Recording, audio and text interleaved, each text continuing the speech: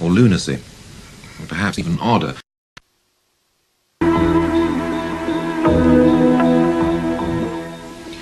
In a series of programs whose overall title is States of Mind, I suppose that it's rather odd that there's so little reference to madness or lunacy, and perhaps even odder that the one program which is devoted to this subject should consist of an interview with someone who insists that mental illness is a myth invented by psychiatrists.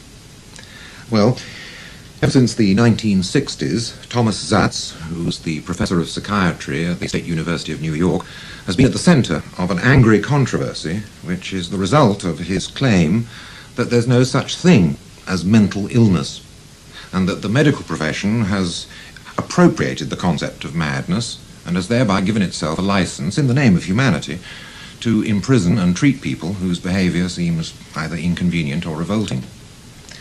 Well, as far as he's concerned, of course, madness exists, all right, but it has nothing to do with medicine. And by putting it into the province of clinics and asylums, he insists that the medical profession has paralyzed our understanding and our sympathy. It's unfortunate, perhaps, but when someone coins a vivid slogan, they often become associated with it. Your name is associated with the idea that mental illness is a myth. I wonder if you'd like to start by saying exactly what you mean by the myth of mental illness and how this myth has arisen and assumed the control of our lives that it has. What I mean by it is really easy to explain, especially to a British audience. I have really relied on Gilbert Ryle's fundamental concept of a category error.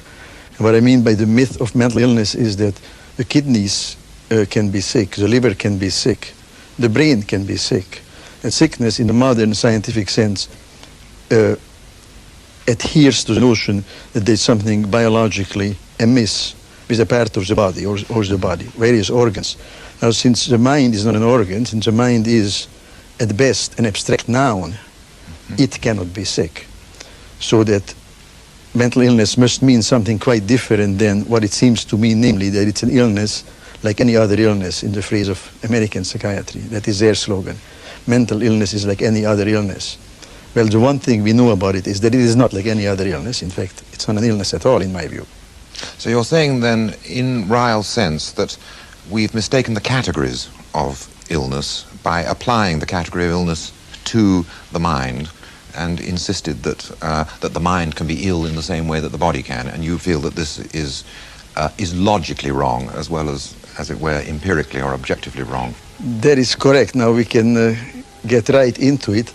It is a mistake only in a very benign philosophical sense, since it's not really a mistake, since I believe that virtually everyone knows that mental illness is not like cancer and heart disease. So it's in a way a tactical mistake, and the whole history of psychiatry has to do with the fact that it's not a mistake at all. It's a particular way of using language to gain certain practical ends. And that really then has to do with the question of what do doctors do, what do surgeons do, and what do psychiatrists do, what have they done historically? Because, you know, again, to use philosophical concepts, I mean, in the tradition of modern empirical science, a word means the habits it engenders, the habits it characterizes. That's what words mean. You know, there's no point in looking them up in dictionaries. That's all right for foreign. Word means you've got to know how people actually use it. That's what it means. Well, how and when, then, was the notion of sickness applied or misapplied to the mind? When can you first recognize the use or the misuse of the pathological category as applied to the mind? Well, that is really rather easy to answer, and it ties right into my general argument. That is, the idea of illness applied to the mind in the sense of mental illness, in the modern sense, really is coeval, occurs about the same time that the idea of bodily illness occurs. Now, the idea of bodily illness, as we know it, is not that old either. And without going into too many details, let's just remind the viewers, as it were, that up until almost the 18th century, really, doctors, philosophers had the idea that the body was ill when there were various disturbances in humors, the so-called humoral theory. And it wasn't really until after the Enlightenment was in high gear, really. Let's say 1800 is a kind of a watershed date, if one wants to think of something, 200 years ago, roughly. And really not until 1850, when microscopy developed, that idea clearly developed that illness is tissue damage. It's bodily illness. And it was during this period that the idea of some vague concept of madness, which of course goes back to antiquity, but is a very different concept. It was only during this same period that the idea of mental illness began to develop. And this then ties in with another development, namely of what do psychiatrists do. I think we should bring that right in here. Namely, what did psychiatrists do? Well, they operated institutions called madhouses or mental hospitals in which individuals were confined, presumably for the treatment, ostensibly for the treatment of their mental illness. But of course, that wasn't the real reason. But prior to the identification, the custody of the mad was not, as it were, legitimized in terms of illness or sickness, but simply in terms of the protection of the person. Saying that with the advent of pathological notions of tissues and organs in physical disease, that this area extended to include madness, and therefore the mad person was now put in custody having been defined as a sick person rather than just simply as an aberrant one. That's correct, but Dr. Miller, as you know, and as historians have shown, this is now well known, that actually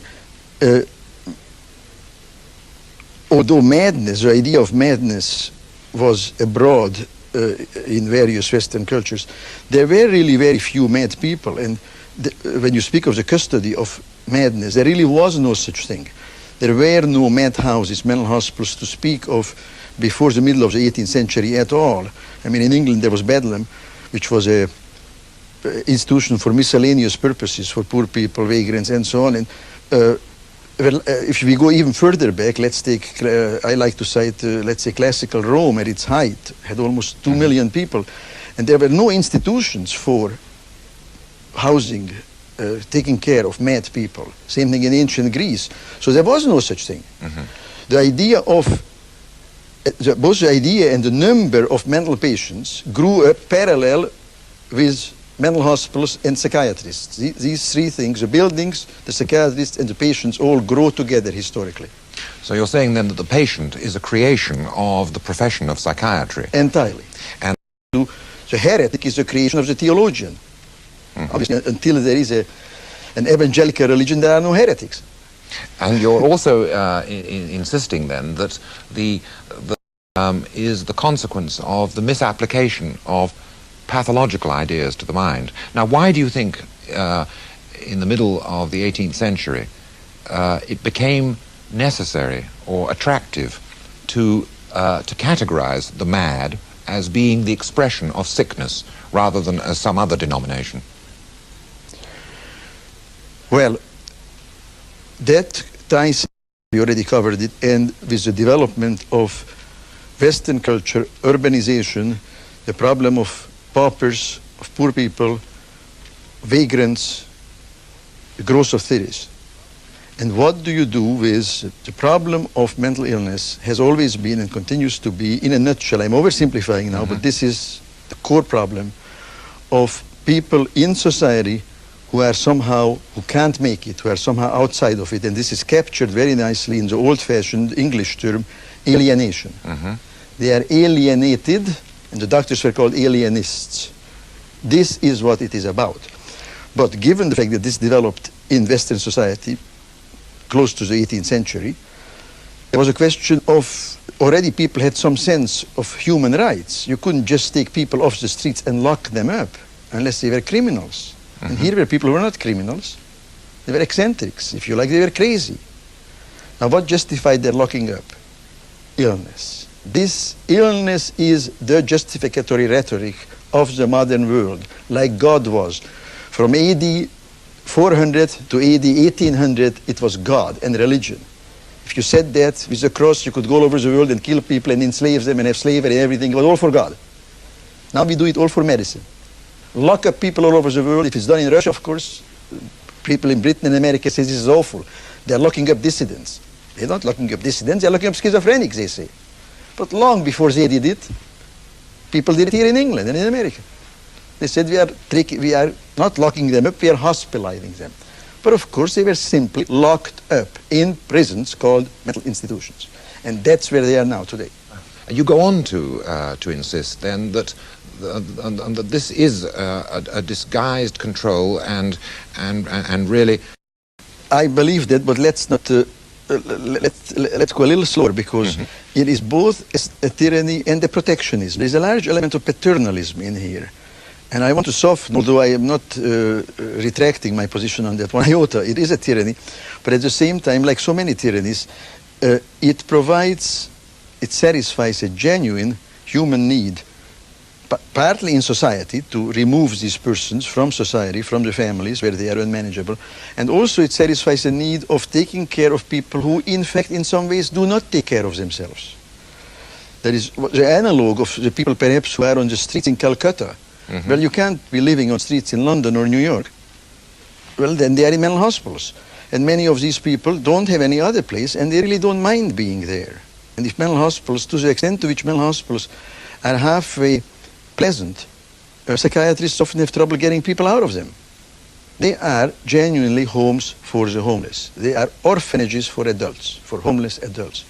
But it's medicalized, and that is the reason why they are economically ruinous and conceptually unmanageable in our society. Because everybody's looking for an illness, but there is no illness. But is it merely because it's economically unviable that you regard the medicalization of madness as objectionable, or do you think that there's some more fundamental ethical reason for removing the medical from the domain of the insane? Both of those, and let me say something about the objections which I have to this medicalization and to really what psychiatrists have done and continue to do. And again, without distorting it, perhaps caricaturizing it a little bit, I would like to describe what psychiatrists do in the following way. That is, after all, let me first say what the ordinary person would think, and correctly would think. What does the doctor do? Well, what does a surgeon do? Well, a surgeon operates. That is just like a violinist plays the violin, an architect designs building, a surgeon operates. And a physician, a gynecologist, an internist makes diagnoses and makes recommendations and gives medicines. Now, what does a psychiatrist do? Psychiatrist does really basically historically two things. He takes innocent people and deprives them of liberty. That's called civil commitment. Now, ostensibly, this is done to take care of their mental illness, but in fact, this is what he does. Takes people who are innocent of any law breaking.